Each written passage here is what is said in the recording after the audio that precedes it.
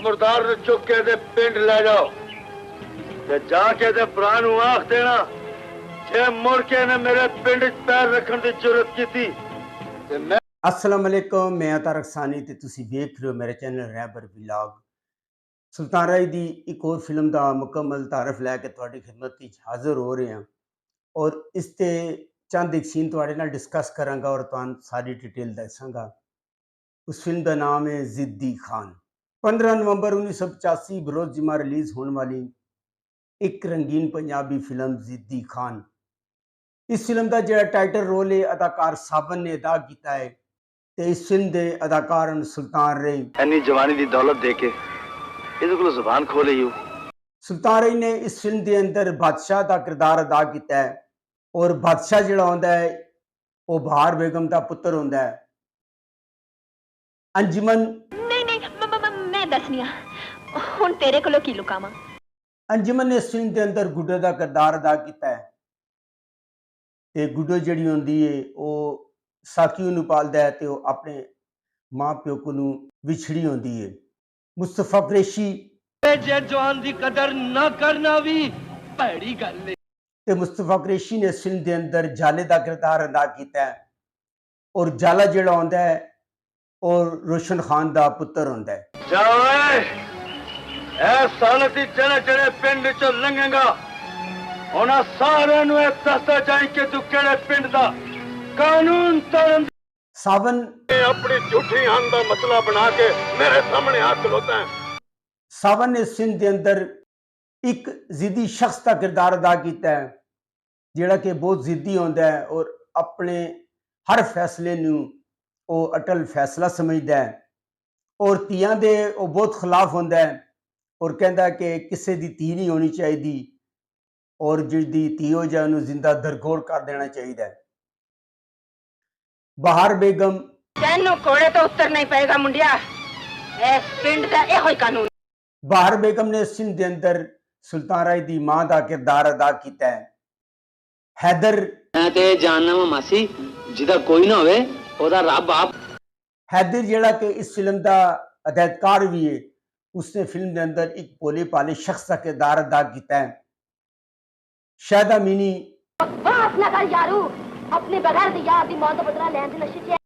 शायदा मीनी ने इस फिल्म के अंदर मीना का किरदार अदा किया है और मीना जिहड़ी होंदी है वो भोले हैदर दी भैन होंदी है।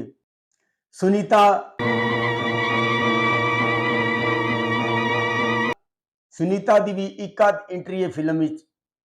अल्ताफ खान उसकी इज्जत लुटन की कोशिश करता ते जिहड़ा भोला होंदा है, भोला इस फिल्म के अंदर जाले का नौकर होंदा है, अल्ताफ खान नूं कतल कर दिंदा है। अल्ताफ खान मैं इस कानून नहीं मनता माई मैं अल्ताफ खान ने इस फिल्म के अंदर माखा जड़ का किरदार अदा किया है जिहड़ा कि जाले दे वीर का दोस्त होंदा है और उसनूं भोला कतल कर दिंदा है। उमर दराज खलील मैं ते पुत्र दी खुशियां खरीदन लई आया सा। उमर दराज खलील दी इस फिल्म के अंदर एक एंट्री है। तानी बेगम तुमने याद रखी मेरा नाम भी मुसीबत बीती है। तानी बेगम ने इस फिल्म के अंदर मुसीबत जान का किरदार अदा किया है और वो रंगीले दे नाल इश्क लड़ांदी है और ओदा जिहड़ा ख्याल होंदा है कि वो रंगीले दे नाल चौथी शादी करेगी, पर जिहड़ा ओदा मतरिया पुत्र होंदा है वो ओदे विच रुकावट होंदा है। मुनीर ज़रीफ दा बदला मैं इस तरीके नाल लवांगा कि सारी जिंदगी। मुनीर ज़रीफ ने इस फिल्म के अंदर तानी बेगम के मतरे पुत्र का किरदार अदा किया है जिहड़ा रंगीले और तानी बेगम के दरमियान एक कंध बड़िया होंदा है। तंजीम हसन तेरी ते कोई भी गल अपनी समझ च नहीं आंदी लाला। तंजीम हसन ने इस फिल्म के अंदर यारू का किरदार अदा किया है। वो यारू जिहड़ा होंदा है और रोशन खान का दूजा पुत्र होंदा है। पहला पुत्र मुस्तफा कुरैशी ते दूजा पुत्र यारू होंदा है। खावर भट्ट होंदा ते पिंड जाके अपनी अखां नाल वेख लै। खावर भट्ट ने इस फिल्म के अंदर यारू के दोस्त का किरदार अदा किया है और उसका कोई खास कम नहीं है। अबू शाह आहो इस पिंड दी हद नु बॉर्डर ही समझ जवाना। अबू शाह भी एक पिंड का रहने वाला होंदा है और ओदी भी एक सीन है उस फिल्म विच। नसरुल्ला भट्ट तुसी ते सारे बीमार कुकड़ वांगू सौ गए हो। नसरुल्ला भट्ट ने इस फिल्म के अंदर खानू का किरदार अदा किया और खानू जो होंदा है एक दलेर शख्स होंदा है और मेले दे विच रोशन खान का मुकाबला करता है, पर जिहड़ा ओहदा रोशन खान का प्यो होंदा है वो उन्होंने मना करता है कि जिहड़ा खानू है वो साडे पिंड का जवाई है। इस गल ते उन्हां दी आपस और दुश्मनी और तकरार होंदा है।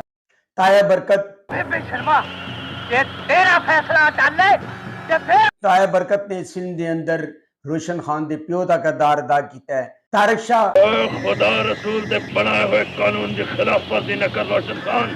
तारक शाह ने इस फिल्म के अंदर शेरू का किरदार अदा किया है और ओदी एक एंट्री है और फिल्म के शुरू च ही रोशन खान उन्होंने कतल कर देंदा है। सलीम हसन की भी फिल्म में एक सीन है और उन्होंने भी फिल्म के शुरू च ही कतल कर दिता जाता है। नगमा गुड्डो गुड्डो गुड्डो ए कुड़ी है कौन ते कि नगमा ने इस फिल्म के अंदर मुस्तफा कुरैशी, तंजीम हसन की मां का ते रोशन खान की बीवी का किरदार अदा किया है। मजीद ज़रीफ बेड़ा घर को तो हो गई है, बड़ी मकार निकली है ते मजीद ज़रीफ का भी इस फिल्म के अंदर एक सीन है, उहदे विच उन्हें कॉमेडी की दी है, दुकानदार होंदा है। इस फिल्म के हिदायतकार हैदर, ये वो हैदर है जिसने हमराई च लंगड़े का किरदार अदा किया सी, गाजी इलमदीन शहीदी च उन्हें हीरो का किरदार अदा किया सी और इस तरह 2-3 और फिल्मां जिन्हां दे अंदर उसने हीरो का किरदार अदा किया है। हैदर जिहड़ा इस फिल्म का हिदायतकार है। इस फिल्म का जिहड़ा फिल्मसाज है मियां शफीक GS एंड कंपनी, एदा म्यूजिक दिता है मास्टर अब्दुल्ला ने। इस फिल्म को लिखा है तनवीर काजमी ने, शायर हज़ीं कादरी, वारिस लुधियानवी, गुलकारा नूरजान, मसूद राणा, कैमरामैन सरवर गुल।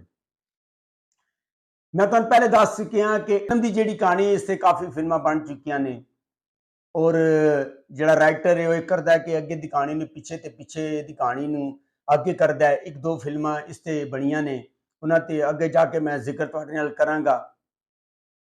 इस फिल्म दे जिहड़े सीन न ये बड़े जबरदस्त हैं।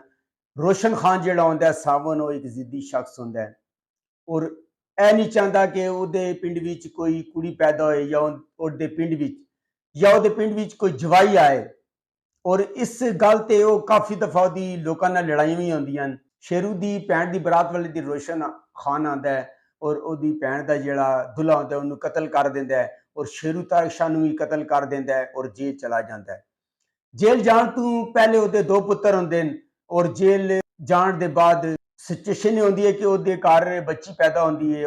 पिंड विच यह मशहूर किया जाता है कि उस धी नूं जिहड़ी कि मोई हुई पैदा हुई सी उन्होंने उस दिन जिहड़ा ना दफना दिता सी, जबकि कहानी जिहड़ी होंदी है इहदे मुखालफ होंदी है। वो जिहड़ी बच्ची होंदी है वो अंजुमन होंदी है और उन्होंने साकी पालदा है। साकी ने फिल्म के अंदर एक ऐसे शख्स का किरदार अदा किया है जिहड़ा कि अंजुमन नूं पालदा है। और रोशन खान के 2 पुत्र होंदे न, जाला मुस्तफा कुरैशी ते यारू तंजीम हसन। सुल्तान रही का इस फिल्म के नाम बादशाह होंदा है और बादशाह जिहड़ा होंदा है वो बहार बेगम का पुत्र होंदा है। कॉमेडी पोर्शन वास्ते रंगीला, मनीर ज़रीफ ते तानू बेगम नूं रखा गया है और तिन्हां ने बड़ी जबरदस्त और बड़ी बेहतरीन कॉमेडी की है। और रोशन खान जेल चला जाता है और जेल दे विच वो सज़ा कटदा है और सज़ा कट के जदों वो जेल तो बाहर आंदा है ते जेल तो बाहर आने के दौरान ही साकी जिहड़ा होंदा है वो गुड्डो अंजुमन नूं दस दिंदा है कि उहदा जिहड़ा प्यो वे रोशन खान है और उहदी मां जिहड़ी वो चौधरानी है, आपस विच वो मिल जाते हैं। और जदों सावन इस गल का पता चलता है उन्होंने सख्त गुस्सा आंदा है और उन्होंने कतल करना चाहता है, पर मुस्तफा कुरैशी जाला जिहड़ा होंदा उन्होंने मना करता है और कहता है कि बादशाह ने मैनूं चैलेंज किया सी कि मैं जवाई बन के तेरे पिंडी विच आवांगा ते मैं उहदे कोलों बदला लवांगा। इस टाइप की फिल्म है, यह फिल्म यूट्यूब पर मौजूद है और सब तो जिहड़ा बेहतरीन इस फिल्म के अंदर काम किया है और सावन ने किया है टाइटल रोल विच। और शायदा मिनी जिहड़ी होंदी है उसका नाम मीना होंदा है और मीना जिहड़ी होंदी है भोले हैदर दी वो भैन होंदी है, उहदी इज्जत यारू लुट लैंदा है जिहड़ा भोला होंदा है और जेल के अंदर होंदा है। बकाया फिल्म तुसीं जाके यूट्यूब पे देखोगे और फैसला करोगे कि जो गल्लां मैं तुहानूं कही होन सच होन या गलत होन। अगर तुहानूं मेरी मालूमात अच्छी लगी है मेरे चैनल नूं लाइक करो, सब्सक्राइब करो ते शेयर करो ते नेक्स्ट वीडियो तक रब रखा।